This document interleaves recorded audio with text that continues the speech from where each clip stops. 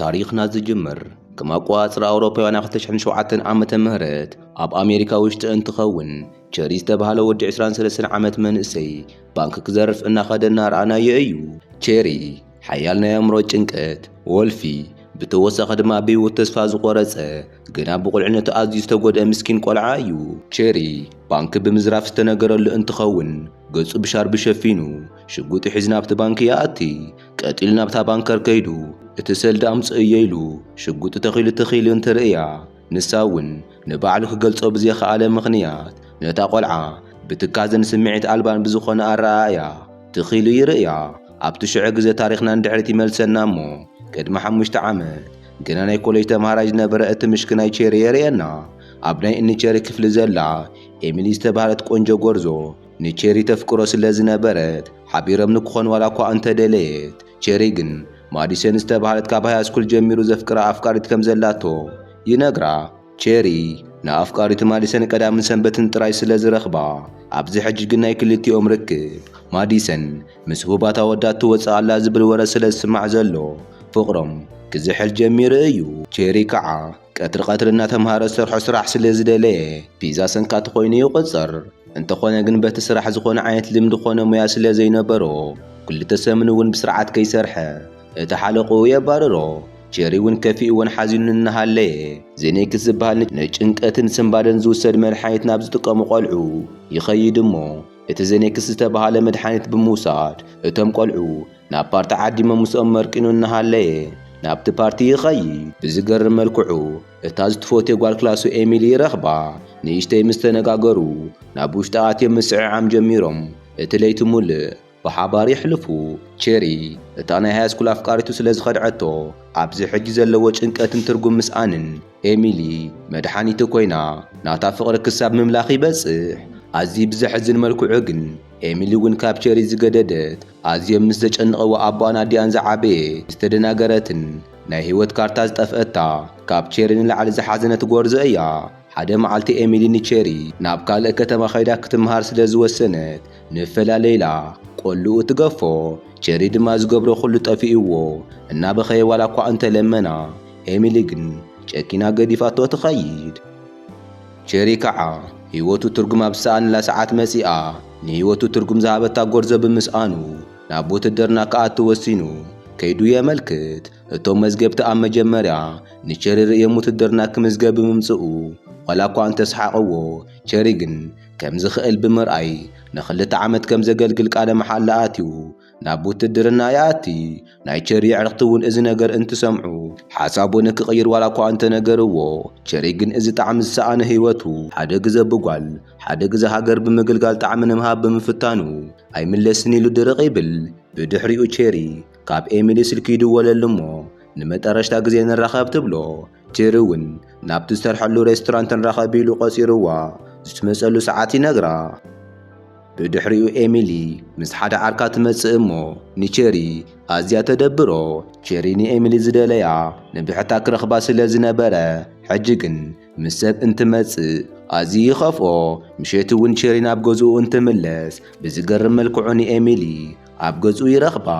ኤሚሊ ከዓ ስለ ኩሉ ነገር ይቕሬታ ብምባል ናብ ካልእ ከተማ ናይ ምኻድ ሓሳባ ንዕኡ ካብ ልባ ስለ እተፍቅሮ ከም ዝገደፈቶ ብምግላጽ ካብዚ ንድሓር ብፍቕሪ ሓቢሮም ንክኾኑ ተሓቶ።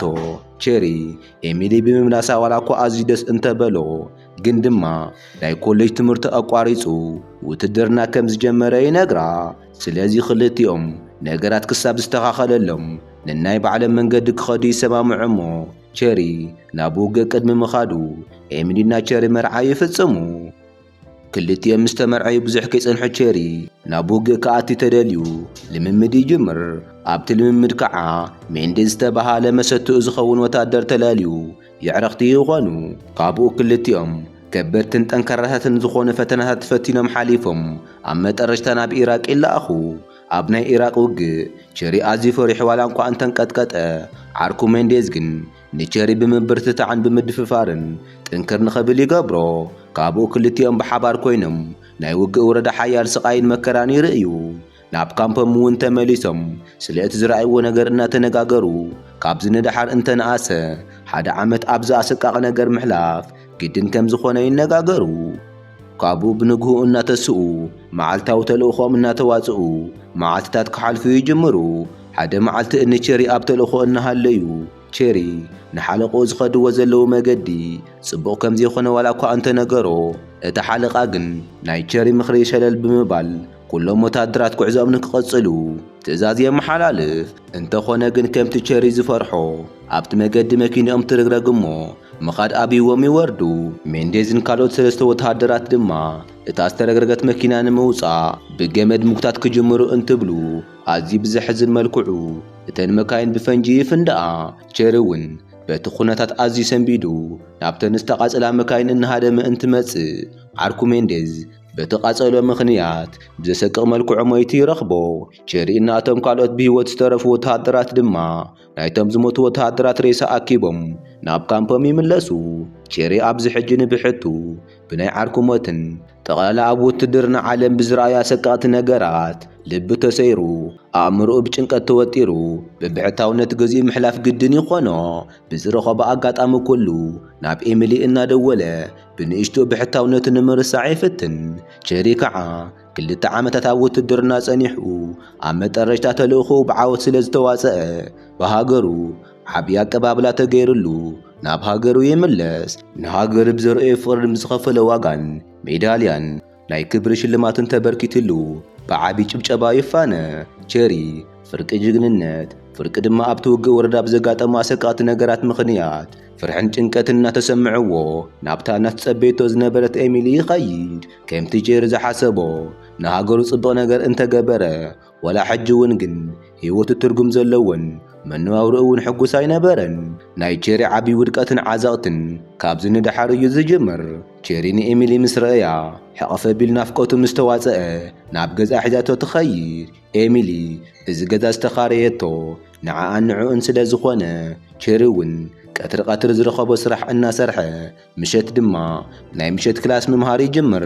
ኣብ ርሑቕ ኮንካ ክረአዩ ከለዉ እዞም 2 መናእሰይ ህይወት ዝሰመረትሎምን ጽቡቕ ተስፋ ዘለዎም ይመስሉ። እንተኾነ ግን ቸሪ ኣብቲ ውግእ ወረዳ ዘሕለፎ መፍርሕን መሰቀቕን ህይወት ምኽንያት ናብ ዓብዪ ኣእምራዊ ሕማም ተቓሊዑ ስለ ዝነበረ ብስርዓት እውን ሓንቲ ለይቲ ምድቃስ ይኣብዮ። በዚ ምኽንያት ድማ መጀመርያ ክጥቀሞም ዝነበረ ዘኔክስ ዝተባሃለ ጭንቀትን ስምባድን ንምክልኻል ዝሕግዙ መድሓኒታት ደጊሙ ክወስድ ይጅምር። ኮይኑ ግን ቸሪ ዝነበርዎ ናይ ኣእምሮ ሕማምን ጭንቀትን ኣዝዩ ሓያል ስለ ዝነበረ ሃንደበታውን ሓድሽ ባህሪ እውን ከርኢ ይጅምር። ብዘይ ምንም ምኽንያት ይበሳጨ፣ ኣቑሑ ይሰብር፣ ኣዝዩ ዓዊሉ እውን ይዛረብ። ኤሚሊ እውን እዚ ናይ ቸሪ ሓድሽ ባህሪ ኣዝዩ እናኸበዳ ስለ ዝመጸ ንዕኡ ንምጽዋር ኢላ እቲ ዘናክስ ዝበሃል መድሓኒት ንሳ እውን ክትጥቀም ትጅምር። ሰብኣይ ሰበይቲ ካብ ሓደ ቃላይ ዝበሃል ከምዚ እዩ። ናይ ቸሪ ናይ ቁልዕነት ዓርኩ ዝኾነ ጄምስ ዝተባሃለ ወዲ ድማ ንሱ እውን ከም ዓርኩ ቸሪ ኣብ ሓያል ወልፊ ኣትዩ ስለ ዝነበረ ሓደ ምሸት ምስ ሓሸሹ ኣብ ኢድ ቁፅጥር ፖሊሳት ይውዕል። ቸሪ እውን ብጽብሒቱ ንጄምስ ብወሓሲ የፍትሖሞ ክልቲኦም ግዚኦም ብሓባር ይሕልፉ። ኤሚሊ እውን ቸሪ ካብቲ ውግእ ወረዳ ምስ መጸ ዝገብሮ ዘሎን ዝኾነ ዘሎ ኩሉ የሕዝናን ኣዝዩ እውን የሕርቓ። ስርሑን ትምህርቱን ገዲፉ ምስ ናይ ቁልዕነት ዓርኩ ከም ናይ ሃይስኩል ተምሃራይ ወልፉ ኸሳድድ ስለ ዝውዕል ኤሚሊ ኣዝዩ መሪርዋ ንቸሪ ትናገሮ። ቸሪ ከዓ እታ ዘፍቅራ ሰበይቱ ከምዚ ምዃና ስለ ዝሕዘኖ ናብ ሕክምና ኸይዱ ክትትል ዋላ እኳ እንተገበረ እቲ ዶክተር ኦኩስ ዝተባሃለ ክብድ ዝበለ መድሓኒት ጽሒፉሉ ቸሪ እውን እቲ መድሓኒት ብዘይ ኣገባብ ብበዝሒ ምጥቃም ጀሚሩ ናይዚ መድሓኒት ውልፍ ይኸውን። ሰበይቱ ኤሚሊ ድማ ናይ ስብኣያ ተስፋ ምቑራጽ ከቢድ ናይ ኣእምሮ ጭንቀትን ብወልፊ ምጽማዱ ኣብ ዝረኣየት ግዜ ንሳ እውን ከምኡ ከበድቲ መድሓኒታትን ሓሸሻትን ሓቢራቶ ክትጥቀም ትጅምር። ቀስ ብቀስ ድማ ክልቲኦም ወልፈኛታት ይኾኑ። በዚ ምኽንያት ክልቲኦም ሓላፍነቶም ገዲፎም ብናይ ሰልዲ ችግር ገዛ ክራይ እውን ምኽፋል ይኣብዮም። ዝነብሩሉ ቦታ ኣብ ዝሰኣኑ ግዜ ቸሪ እቲ ሓሽሽ ሸጠሉ ፒል ዝተባሃለ ዓርኩ ምስኡ ንክኾኑ ነጊርዎም ምስ ሰበይቱ ኮይኖም ናብቲ ናይ ፒል ገዛ ከይዶም ወልፎም ክሳብ ፀግዕ ከሳድድዎ ይጀመሩ። ሓደ መዓልቲ ድማ ኣብ ገዛ ውሽጢ ሓደ ካዝና ዝመስል ሳንዱቕ ቸሪ ኤሚሊ እና ጄምስ ረኺቦም ኣብ ውሽጡ ሓሸሽ ክህልዮ እዩ ኢሎም ንስ በሮ ተባሂሎም ሰይሮም ኣውፂኦም እቲ ሓሸሽ ይጥቀሙ። ድሕሪ ቁርብ ሰዓታት እቲ ናይ ደገ በሪ እንኳሕኳሕ እሞ ቸሪ እና ኤሚሊ ፖሊስ ዝመፀ መሲልዎም እቲ ሓሸሽ ኩሉ ናብቲ ሽቓቕ ይደፍእዎ እንተኾነ ግን እቲ በሪ ከይዶም እንትኸፍትዎ ፖሊስ ዘይኮነሲ ፒል እዩ መጺኡ ፒል እውን ንውሽጢ ኣትዩ እቲ ካዝና ተኸፊቱን ጥራይ ኮይኑ ኣብ ዝረኣየ ግዜ ዓይኒ ምእማን ይኣብዮ እቲ ኹላይ ሓሽሽ ተጠቂመሞ ይኹን ሸይጠምዎ ተደናጊሩ ሓለቓይ እዚ እንተርእዩ ንሰለስቲአና እዩ ደው ኢልና ንሃልና ዘቃጽለና ስለዚ ናይቲ ሓሽሽ ሰልዲ ካብ ዘምጻእኻ ኣምጽእ ኢሉ ንቸሪ የጠንቅቖ ቸሪ እውን ካልእ ምንም ኣማራጺ ስለ ዘይነበሮ ካብ ሙማት ንላዕሊ ባንኪ ንምዝራፍ ወሲኑ ናብቲ ባንኪ ቤት ይኸይድ ሽጉጥ ሒዘ እየ ዝብል ጽሑፍ ዘለዎ ሰልዲ ኣርእዩ እቲ ናይ መጀመርያ ባንኪ ምንም ዕግርግር ከይፈጠረ ሰሪቑ ይወፅእ ንባዕሉ ንኤሚሊን ድማ ካብቲ ዝሰረቆ ንእሽተይ ሰልዲ ወሲዱ እቲ ዝተረፈ ንፒል ዕዳ ከፊልዎ ምስ ሰበይቲ ኤሚሊ ኮይኑ ፍትሕ ክብል ይጅምሩ ቸሪ እውን ካብቲ ባንኪ ብዝዘረፎ ሰልዲ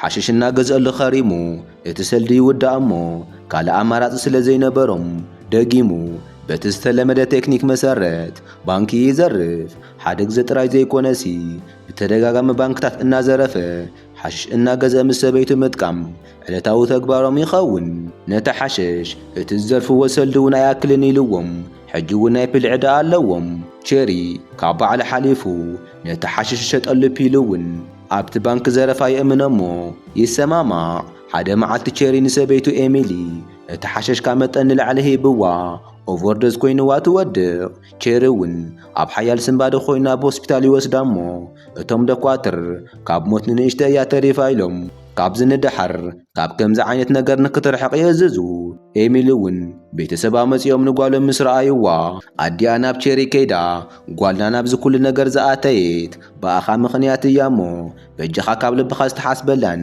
ዝተፍቅራን እንተኾይንካ ካብ ኣርሓቕ ኢላ ትልምኖ ቸሪ ከዓ ኣብቲ ሽዑ ግዜ ንኤሚሊ ካብ ልቡ ሓዚኑላ ናይ ኤሚሊ ኣደ ዝበሎ ነገር ይገብር እንተኾነ ግን ኤሚሊ እንትነቅሕ ካብቲ ዝኣተየትሉ ሕክምና ጠፊኣ ናብ ቸሪ ትምለስ ቸሪ ንኤሚሊ ምስ ረኣያ ዋላ እኳ ደስ እንተበሎ ንዓኣ ድሕንነት ክብል ግን ሓቢርክና ኣይትኹን ተመለሲ ይብላ ኤሚሊ ግን ስርዓትካ ሓዚላ ብሓይሊ ናብ ገዝኡ ሓቢራቶ ከይዳ ናብቲ ገዛ ምስ በጽሑ ድማ ናብቲ ዝተለመደ ወልፎም ተመሊሶም እቲ ናይ ቀደም ህይወቶም ይቕጽሉ ቸሪ እውን ዓቢ ናይ ሰልዲ ችግር ስለ ዘጋጠሞ ምስ ጄሚስን ፒልን ብሓባር ኮይኖም ባንኪ ንምዝራፍ ተሰማሚዖም ናብኡ ይኸዱ እንተኾነ ግን ኣብቲ መንጎ ዘረፋ ጄሚስ ኣዝዩ ፈሪሑ ንፒልና ንቸሪ ኣብቲ ባንኪ ገዲፍዎም ብመኪና እንተምልጥ ፒል ድማ ባንኪ ናይ ምዝራፍ ልምዲ ስለ ዘይነበሮ ነገራት ብኸመይ ክገብሮም ከም ዘለዎም ይደናገር ቸሪ ከዓ ኣብቲ ሽዑ ሰዓት ኣነ ዝብለካ ጥራይ ግበር ኢሉ